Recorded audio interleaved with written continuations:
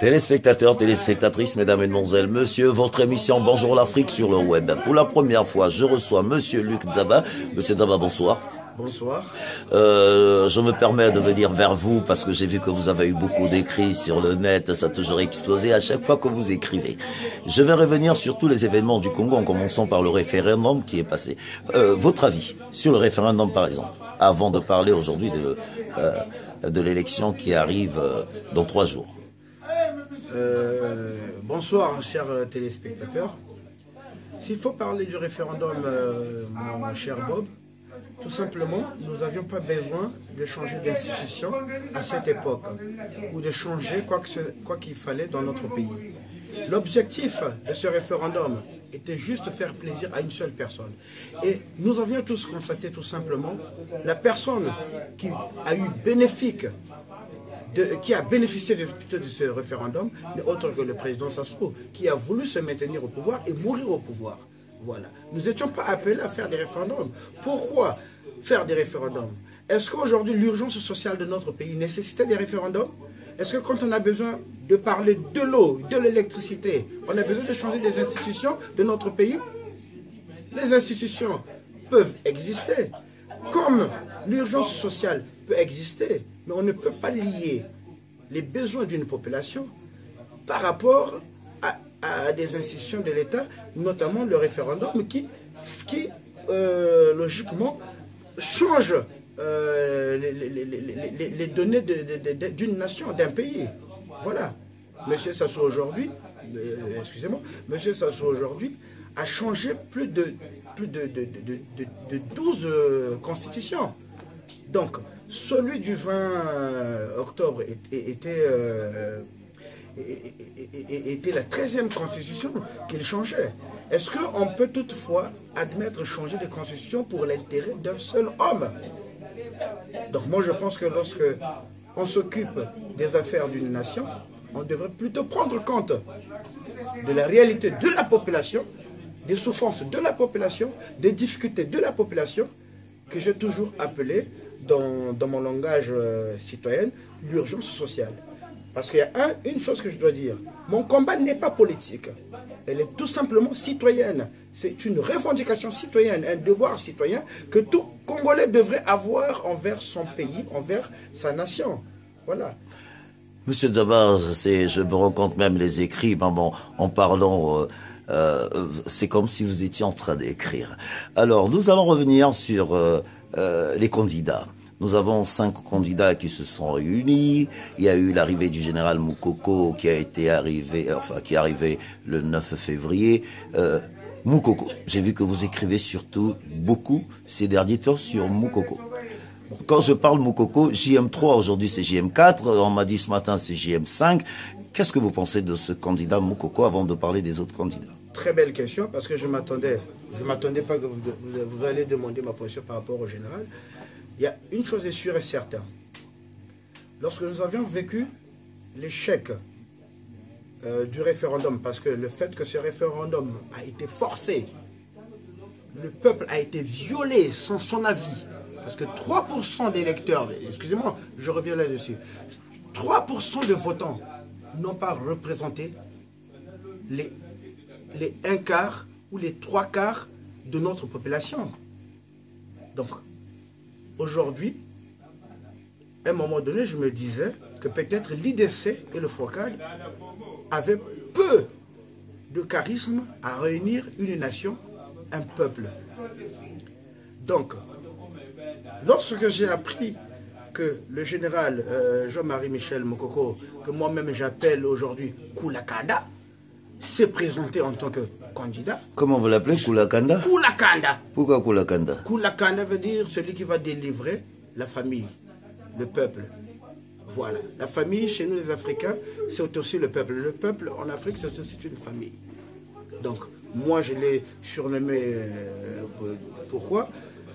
À l'époque, lorsque j'étais plus jeune que ça, ce monsieur a mené ce qu'on appelait à l'époque une période, avait plus géré plutôt une crise dans notre pays avant que nous accédions à la conférence nationale. Et même quand il y a eu la conférence nationale, ce monsieur a été garant de l'unité nationale jusqu'à la sortie de la conférence nationale et jusqu'à la première présidence de monsieur Pascal Lissouba. Nous n'avions jamais eu de quoi que ce soit, si ce n'est une réelle démocratie que nous avions vécue. Il n'a jamais utilisé les armes contre le peuple, mais il a toujours prôné la liberté et la paix. Et je vais aller peut-être plus loin. J'ai jamais côtoyé sa personnalité, mais ce qui est sûr et certain, j'ai découvert auprès du général Mokoko une personne discrète qui agit sans pour autant tirer profit des succès dont il apporte pour un pays, pour une nation. Lorsqu'il s'est mis à défendre les intérêts du peuple congolais, il ne l'a pas fait pour défendre les intérêts d'une tribu ou d'une région. Mais il a défendu les intérêts d'une nation tout en protégeant la période transitoire de notre pays, qui a été l'exemple même à l'époque de la démocratie en Afrique. Et du Congo est venu tout ce vent que nous avons vu des conférences nationales par-ci et par-là au niveau de l'Afrique centrale. Et tout ça, c'est grâce au général, grâce au travail de paix qu'avait apporté le général Mokoko dans son élan. Donc, d'où j'avais écrit la dernière fois qu'il n'était peut-être pas mon candidat.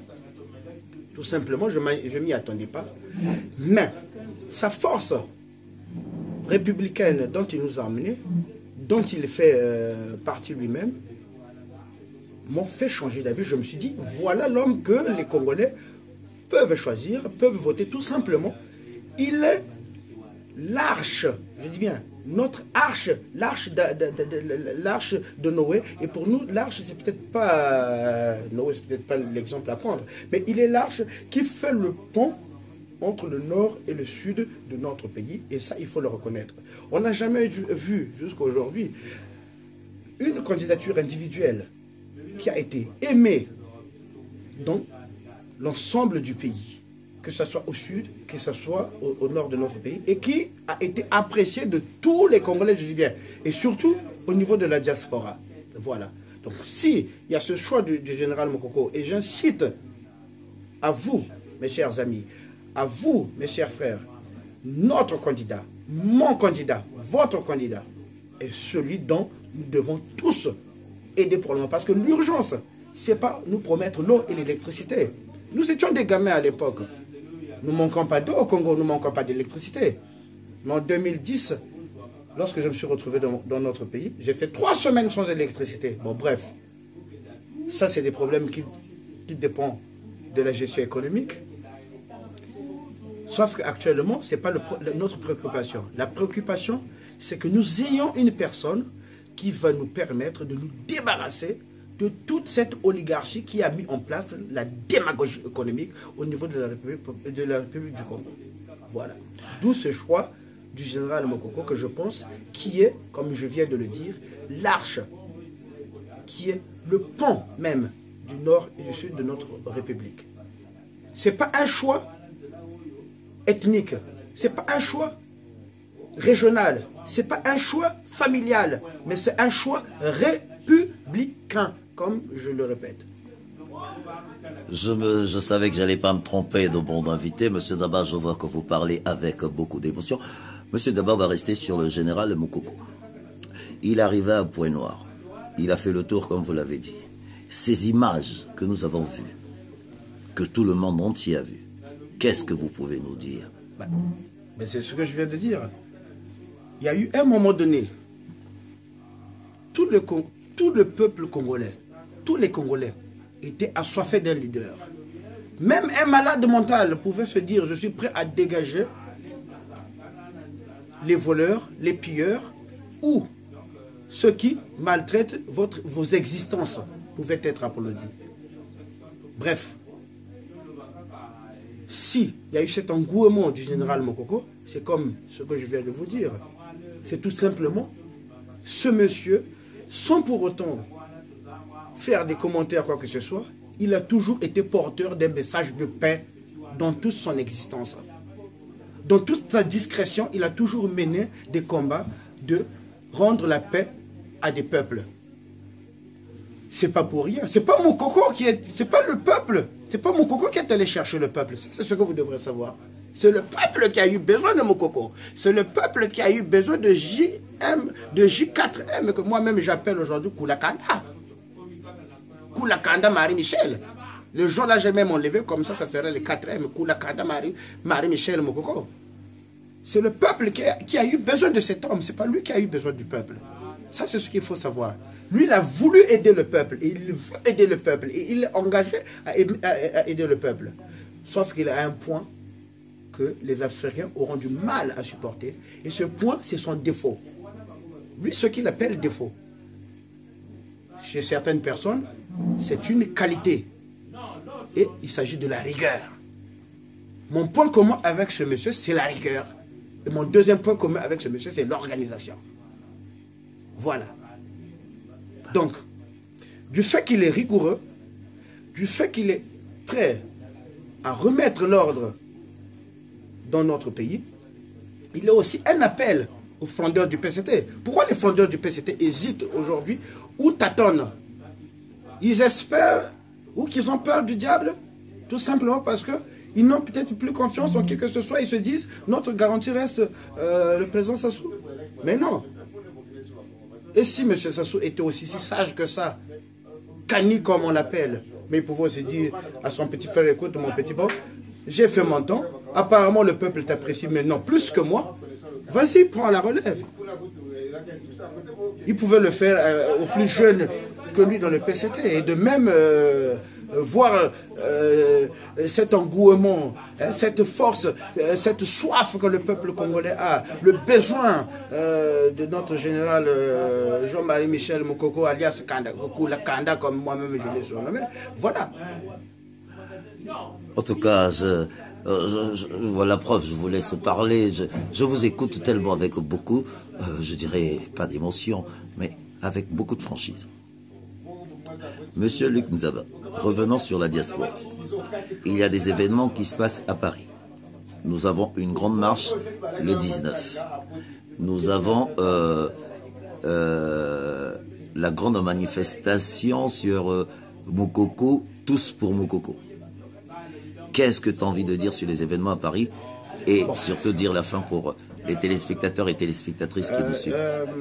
Sur la diaspora congolaise à Paris, il y a un point que je vais d'abord évoquer, c'est le manque d'entente à un certain moment qui n'a pas eu à exister. Bref, on ne va plus aller là-bas. Mais aujourd'hui, la candidature de notre général Koulakanda, Jean-Marie Michel Moukoko, a rendu tous les Parisiens d'accord, là où nous parlons.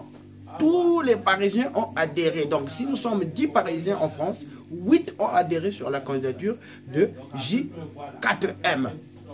Tout simplement, nous avions tous vu en lui le rassembleur, le rassureur, l'unificateur, mieux que même celui qui se proclame l'unificateur de la nation, parce que le vrai unificateur ne détruit pas. Le vrai unificateur n'a pas besoin de blindés, des engins blindés pour se promener. La preuve, vous avez vu à Bakongo, au marché, en plein marché total. Il n'a pas eu besoin de garde-corps, il n'a pas eu besoin de quoi que ce soit. Il a juste eu besoin d'entendre et d'écouter le peuple, comme lui-même il a dit. Je serai un chef qui écoute, non pas seulement qui décide, mais qui écoute.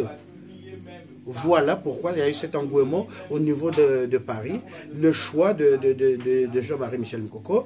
Et samedi, il y aura la manifestation pour soutenir l'ensemble de nos amis, de nos frères, de nos sœurs, qui combattent pour la même cause, celui de voir un Congo libre et indépendant.